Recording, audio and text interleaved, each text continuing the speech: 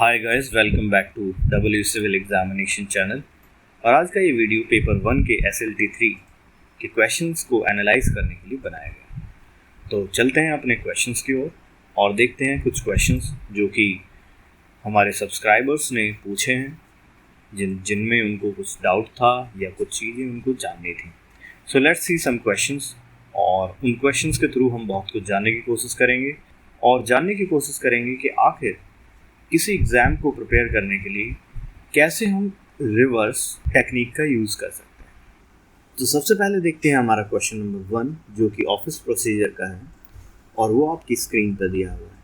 Question को देखें और उसको अटैम्प्ट करने की कोशिश करें और उसके पीछे लॉजिक और रीजंस ढूंढने की कोशिश करें कि आखिर ये क्वेश्चन का आंसर इनमें से जो लगाया गया वो ऐसा क्यों होगा। सो लेट्स अटैम्प्ट दिस क्वेश्चन। तो क्वेश्चन है हमारी स्क्रीन पर, The papers in a case will be arranged in the following top to bottom order. किसी भी केस को जब हम पुट अप करते हैं, जो लोग केसेस को के साथ डील करते हैं, यानी कि आपके पास में कोई ऐसी फाइल आई, कोई पर्टिकुलर केस आया, अब उसके ऊपर आप एक्शन लेने जा रहे हो कोई, तो उसमें जितनी भी चीज़ें होंगी वो चीज़ें आप किस ऑर्डर में लगाओगे। सबसे ऊपर कौन सी फाइल रखोगे, या पेपर रखोगे, या बुक रखोगे, कौन सी चीज़ें रखेंगे।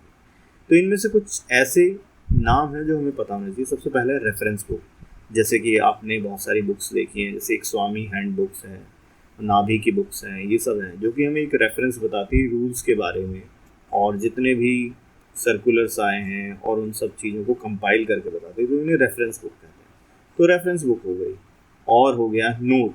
नोट क्या हो गया? नोट एक पर्टिकुलर पैराग्राफ हमने किसी एक चीज़ पर जो इम्पोर्टेंट पॉइंट्स हैं उसको निकाल के एक नोट बना लिया। इसी तरीके से एक समरी होती है जिसे बोलते हैं रनिंग समरी। रनिंग समरी मतलब क्या है कि पूरा जो हुआ उसको हमने समराइज करके लिख लिया। फिर हुआ एक DFA। DFA है ड्राफ्ट फॉर अप्रूवल, यानी कि जो कम्युनिकेशन भेजने जा रहे हैं उसको पहले हमने ड्राफ्ट किया है, लेकिन वो अभी अप्रूवल के लिए जा रहे हैं और अप्रूव होगा उसके बाद ही हम उसे क्या करेंगे, इशू करेंगे। तो ये सारी चीज़ें आपके पास है। किसी फाइल में कोई केस आप पुट अप करने जा रहे हैं, तो इन सबको किस ऑर्डर में आप रखोगे। तो आइए चलते हैं इसका आंसर देखते हैं। तो इसका जो आंसर है वो ये है कि सबसे ऊपर जब भी हमें रखना होगा वो एक रेफरेंस बुक रखनी होगी। जो भी रेफरेंस बुक होगी केस से रिलेटेड उसको सबसे ऊपर रखेंगे। उसके नीचे फिर हम रखेंगे नोट को, यानी कि उस टॉपिक पर, उस केस पर जो हमने कुछ पैराग्राफ लिखे हैं वो हमने वहाँ रख दिए। उसके बाद वहाँ की रनिंग समरी रखेंगे, यानी कि एक समरी हमने बना रखी है कि पूरे केस में क्या हुआ, किस तरीके से क्या क्या चीज़ें आई, वो पूरी डिटेल हमने एक समरी के रूप में लिख रखी है। और उसके नीचे फिर हम रखेंगे DFA। DFA मतलब ड्राफ्ट फॉर अप्रूवल, यानी कि एक अप्रूवल का ड्राफ्ट रख देंगे जो कि इशू होने वाला है। तो ये सारी चीज़ें रखेंगे और उसके बाद हम फिर आगे क्या करेंगे, इसको पुट अप कर देंगे केस को। तो जैसे ही जो सीनियर अथॉरिटी होगी उसके पास केस जाएगा तो उसे पता चल जाएगा कि ये रेफरेंस बुक है, ये नोट है, ये रनिंग समरी है, और उन सबको पढ़ने के बाद में वो ये देखेगा कि अच्छा ये जो ड्राफ्ट बना है ये ड्राफ्ट सही है या नहीं है, या इसमें क्या करेक्शंस करनी है, क्या ये इशू करने लायक है या नहीं। उसके बाद अगर वो उसे अप्रूव करता है तो वो चीज़ इशू होने लगेगी। तो ये था हमारा पहला क्वेश्चन, और इस क्वेश्चन में हमने बहुत सारी चीज़ें जानने की कोशिश की। आप भी इन सारे ऑप्शंस का यूज़ करके, रिवर्स प्रिपरेशन का यूज़ करके, आप एनालाइज करके क्वेश्चंस को आप एक अच्छी प्रिपरेशन कर सकते हैं, जो कि आप कई बुक्स पढ़ने के बाद में कर पाएंगे। उसको आप इन टेस्ट के द्वारा आराम से रिवर्स एनालिसिस कर करके सीख सकते हैं।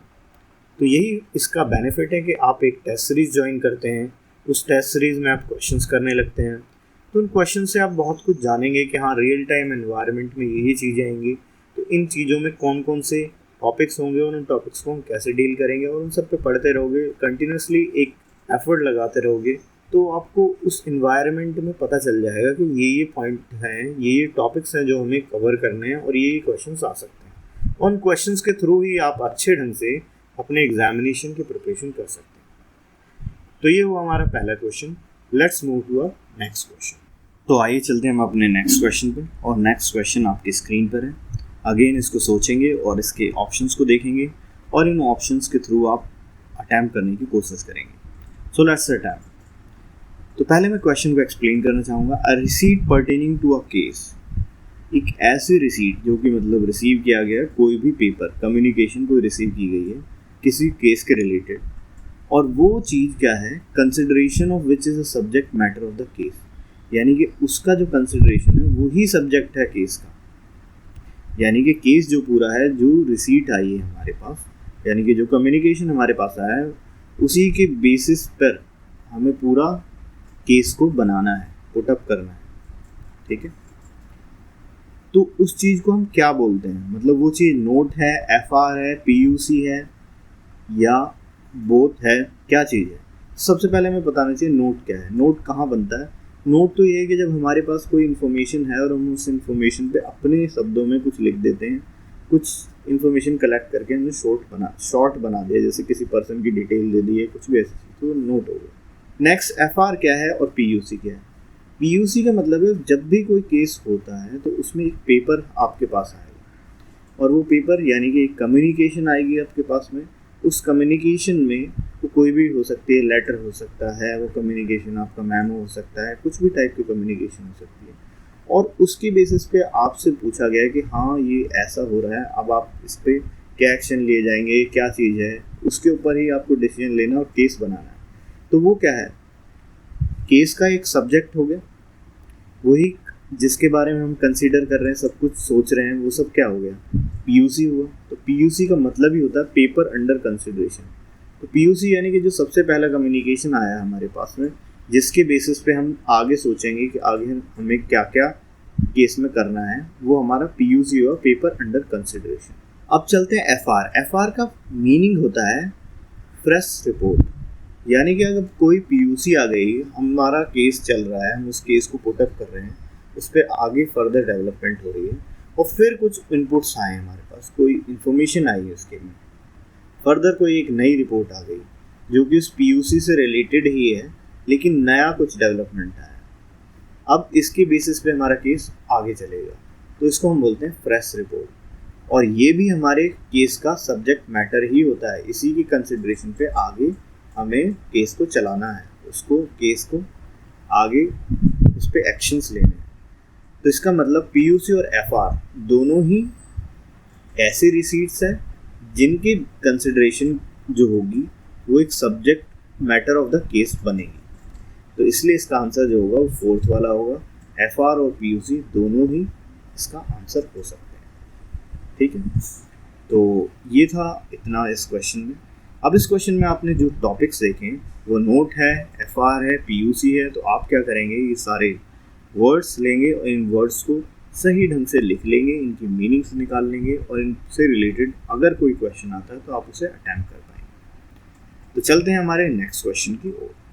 तो आइए चलते हैं हमारे इस नेक्स्ट क्वेश्चन पर। ये क्वेश्चन भी आपकी स्क्रीन पर है, क्वेश्चन को देखिए, अटेम्प्ट करने की कोशिश कीजिए, और साथ में इनके ऑप्शंस को देख के कुछ नया सोचने की कोशिश कीजिए कि कौन कौन से क्वेश्चंस इस तरीके से बनाए जा सकते हैं। So let's attempt the question. सबसे पहले मैं क्वेश्चन को पढ़ूंगा और पढ़कर आपको बताऊंगा कि आखिर क्या है इस क्वेश्चन का मतलब। Correspondence portion of A file has the following. तो ये 4 ऑप्शन दिए हुए हैं, इनमें से पूछा गया है कि कोरस्पॉन्डेंस पार्ट जो होता है फाइल का, उसमें ये चीज़ें होती हैं या नहीं होती हैं। तो उसमें ये पता करना है, रेसीट्स होती हैं, नोट्स होते हैं, ऑफिस कॉपी होती हैं, या दोनों होती हैं, ये चीज़। तो अब पहले जानने की कोशिश करेंगे कि आखिर एक फ़ाइल में कितने पोर्शन होते हैं। तो जनरली एक फ़ाइल में 2 पोर्शन होते हैं, एक पोर्शन होता है नोट पोर्शन और एक होता है करस्पॉन्डेंस पोर्शन। नोट पोर्शन हमेशा लेफ्ट में लगाया जाता है और करस्पॉन्डेंस पोर्शन हमेशा राइट में लगाया जाता है। यानी एक फ़ाइल में लेफ्ट साइड वाली चीज़ें नोट होंगे और राइट साइड वाले करस्पॉन्डेंस होंगे। नोट में नोट शीट भी आती है, तो वो भी एक नोट का ही पार्ट है, तो इसलिए वो लेफ्ट में यूज़ होती है। अब करस्पॉन्डेंस में क्या क्या चीज़ें हो सकती हैं, सबसे पहले क्वेश्चन को ही देखेंगे। क्वेश्चन में लिखा है करस्पॉन्डेंस पोर्शन में क्या चीज़ है। तो पहली बात, रिसीट क्या होता है, वो करस्पॉन्डेंस का पार्ट है। ऑफिस कॉपी क्या होती है, वो भी करस्पॉन्डेंस का पार्ट है। लेकिन नोट तो करस्पॉन्डेंस का पार्ट ही नहीं है, यानी कि सेकंड क्वेश्चन तो गलत होगा ही होगा। तो आंसर जो होगा इसका करेक्ट, वो फर्स्ट भी हो सकता है, थर्ड भी हो सकता है। और नीचे लिखा है बोथ ए एंड सी, यानी कि पहला और तीसरा, ये दोनों करेक्ट है। तो इसका मतलब आंसर तो हमारा हो गया फोर्थ वाला, जिसमें बोथ ए एंड सी हो गया। लेकिन अब इसमें जानने की कोशिश करेंगे कि आखिर रिसीट क्या होती है और ऑफिस कॉपी क्या होती है।